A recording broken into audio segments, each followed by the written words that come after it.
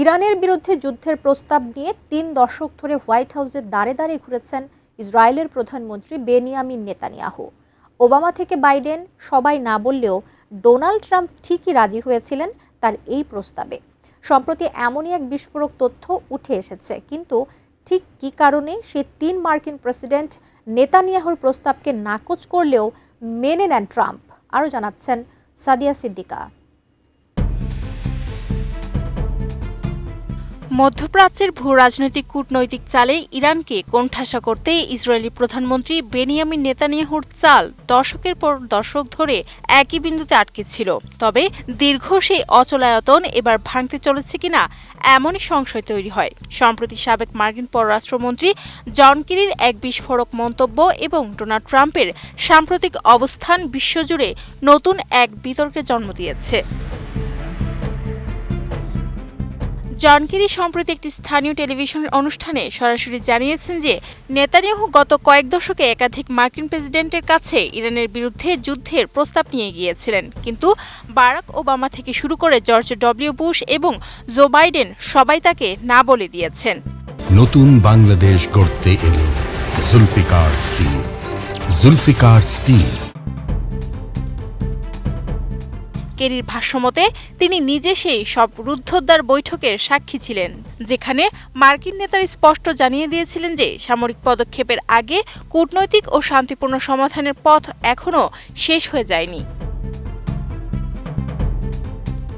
Kerry তার বক্তব্যে একটি গভীর নৈতিক সংকটের কথা তুলে ধরেন। ভিয়েতনাম ও ইরাক যুদ্ধের তিক্ত অভিজ্ঞতার কথা স্মরণ করিয়ে দিয়ে তিনি বলেন, ভুল তথ্য দিয়ে বা জনগণকে বিভ্রান্ত করে কোনো যুদ্ধে লিপ্ত হওয়া উচিত নয়, বিশেষ করে যখন প্রশ্নটি হাজার হাজার মানুষের প্রাণ এবং একটি অঞ্চলের স্থিতিশীলতার। তখন মিথ্যা আশ্বাসে সন্তানদের যুদ্ধক্ষেত্রে পাঠানো কোনোভাবেই গ্রহণযোগ্য নয়।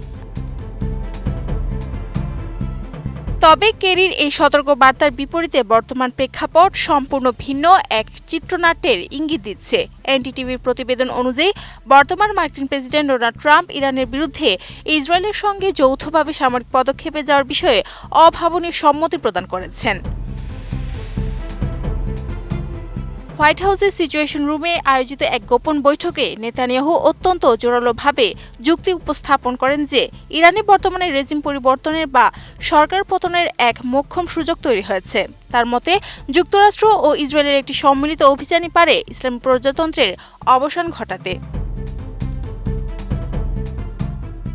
আশ্চর্যজনকভাবে ট্রাম্প এই প্রস্তাবে সাড়া দিয়ে বলেছেন, এটা আমার কাছে ভালো মনে হচ্ছে।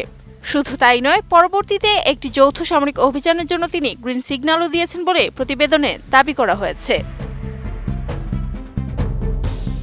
তবে এই সামরিক উত্তেজনার মাঝেও সংশয়ের সুর কাটেনি। জন কেরি এই পুরো ঘটনাকে নেতানিয়াহুর একটি পূর্বাভাস হিসেবে দেখছেন। তার মতে নেতানিয়াহু দীর্ঘকাল ধরে বিশ্বাস করে আসছেন যে সামরিক চাপ দিলে ইরানের জনগণ রাস্তায় নেমে সরকার পরিবর্তন করবে, যা বাস্তবে কখনো ঘটেনি। এমনকি ট্রাম্প প্রশাসনের ভেতরেও বিষয়টি নিয়ে মতভেদ স্পষ্ট। মার্কিন ভাইস প্রেসিডেন্ট জেড ভেন্স ও নেতানিয়াহুর সাম্প্রতিক এক ফোন আলাপেও এই উত্তেজনার আঁচ পাওয়া গেছে। ভেন্স প্রশ্ন তুলেছেন যে ইরানের শাসক দল পরিবর্তন কি আসলেই ততটা সহজ যতটা নেতানিয়াহু আশা করছেন। Sadia Siddiqa, ATN news.